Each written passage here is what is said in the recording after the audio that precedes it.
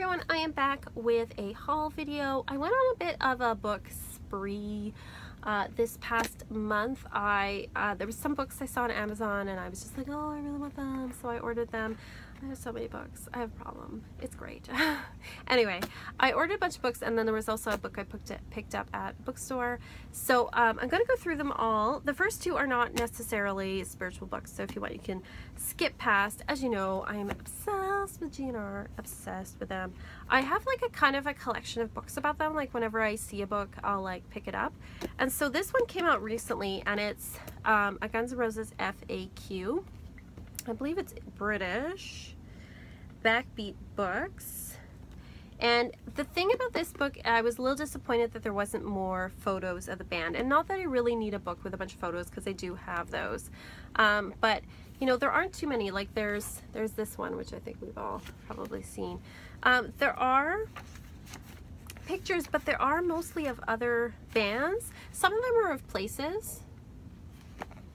Like that's the Rainbow Bar and Grill. The way that the book is divided, it kind of has these themes. Like there's like a chapter that talks about the, you know, all the songs on Appetite. There's one that talks about all the songs on Use Your Illusion 1 and 2. There's a chapter about like drug use. There's a chapter about some of the bands they were in before they were in Guns N' Roses. They talk about each of the tours and kind of what happened. There's a chapter about, you know, places along the Sunset Strip that are heavily associated with them. Where else do I have? So they talk about that. Okay. And then they talk about some of the like the stuff that happened with like groupies and things like that. So it kind of like has each chapter kind of has a theme.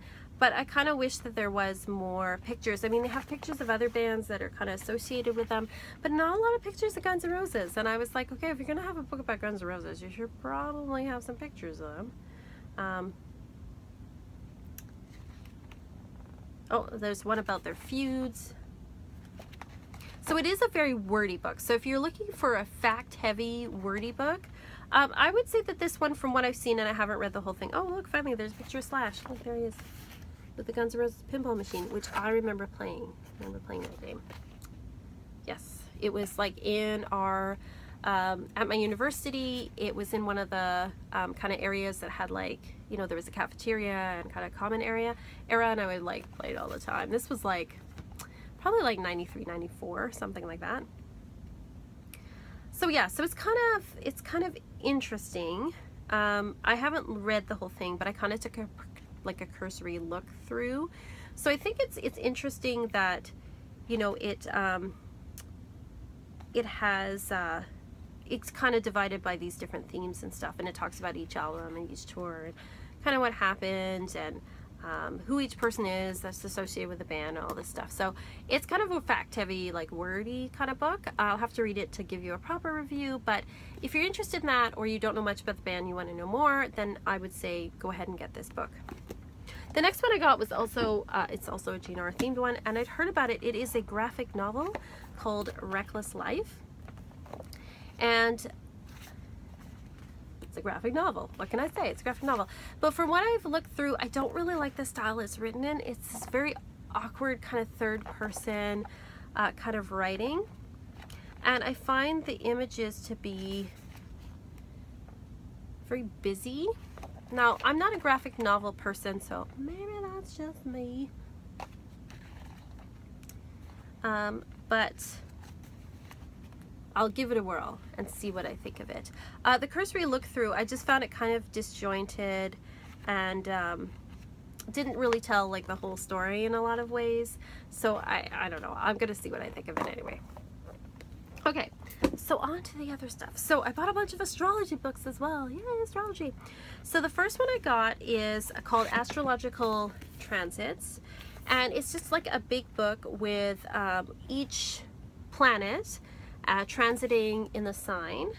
So like transiting moon in Leo, transiting moon in Virgo. So it's a good like reference book. And I mean, I know a lot of this stuff, but it's kind of like tarot reference books. It's always good to have more and see what people think. Transiting sun in relation to your natal Mercury. Like it has each of the planets transiting through the different signs, and then transiting and how they affect your natal planets. So that is, for those of you that don't know, a transiting planet means the planets as they're moving around the sky right now. Your natal is your birth chart. So your birth chart is a snapshot of the moment you were born, where the planets were in the sky. So it's comparing where the planets are in your chart to what's going on in the sky right now. So transiting, let's say transiting Sun aspecting your natal Uranus. I like saying Uranus.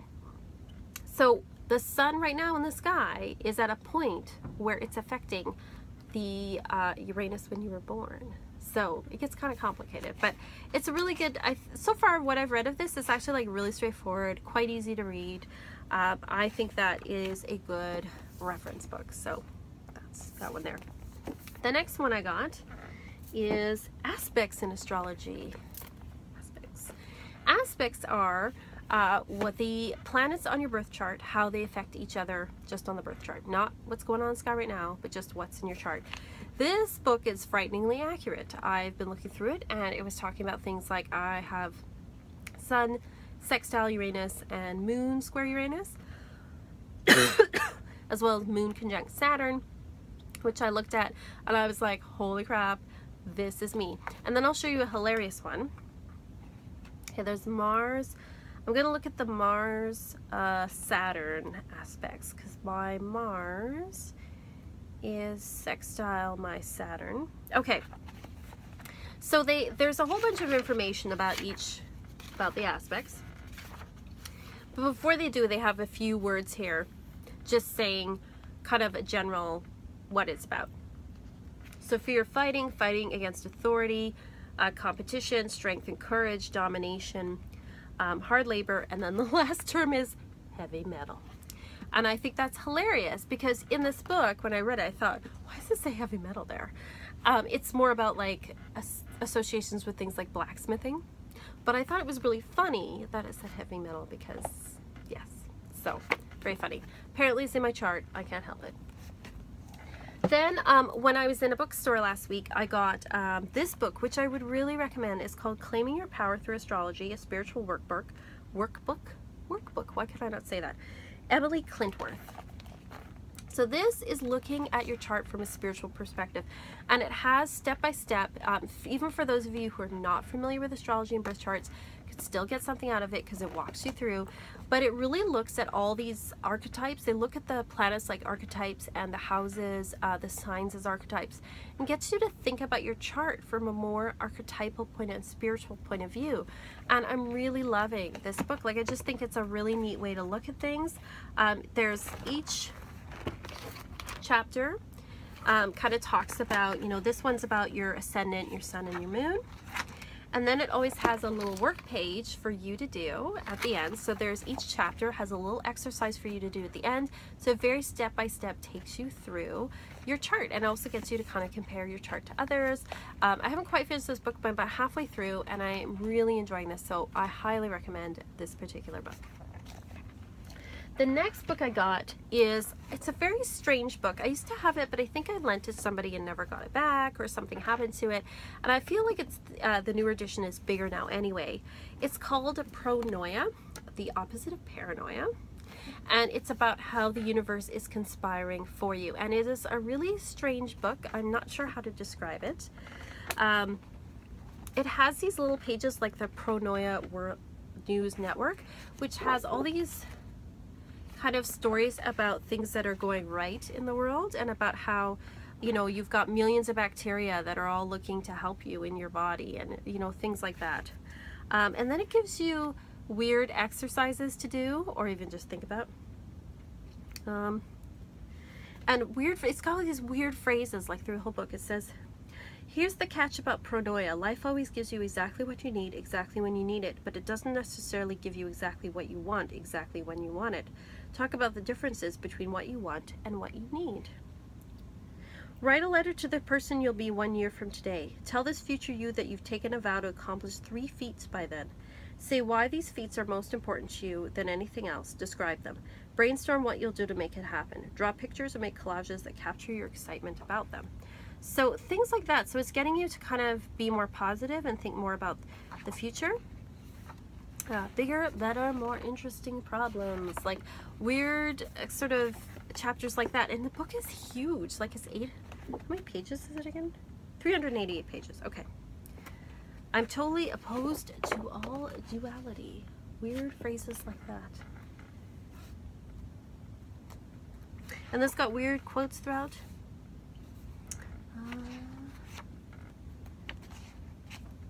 In the Enochian language, the word for hedonism is the same as the word for self-discipline.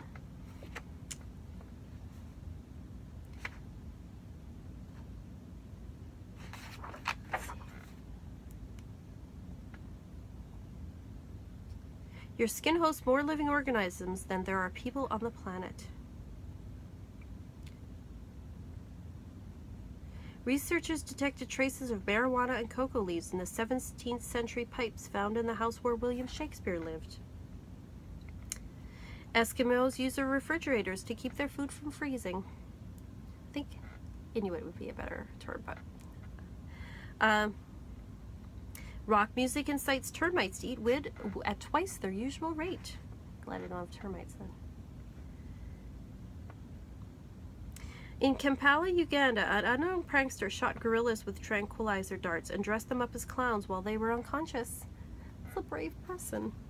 So weird, it has weird things like that in there, and it talks about all sorts of things. I don't know how to describe this book. This book's like all about like how the world kind of brainwashes us into thinking that everything's negative and to be afraid all the time, and this is kind of the opposite of that. Like you know, there's a lot of good things in the world, and about looking at the world a little bit differently and embracing your life. So it is a very interesting book. There's a chapter called Evil Fears Laughter. Very interesting. And it's got weird poetry in there. Your sledgehammer and a watercolor brush. Thank your mother for the pain she endured while birthing you. Fantasize your so-called dark side is sweet and creamy. It's a very interesting book, so I quite like it. I'm going to read it. I have, like I said, I had it before, although I've never gotten all the way through the book, but it is a pretty amazing and interesting book, and it's laid out really well, and it's quite visually pleasing, and it's a book that makes you happy when you read it and makes you think about the world differently, and because of that, I quite love this book. So I recommend this book as well. So that is my book haul. If you have any of these books, let me know what you think of them. Like and subscribe. I'll see you next time.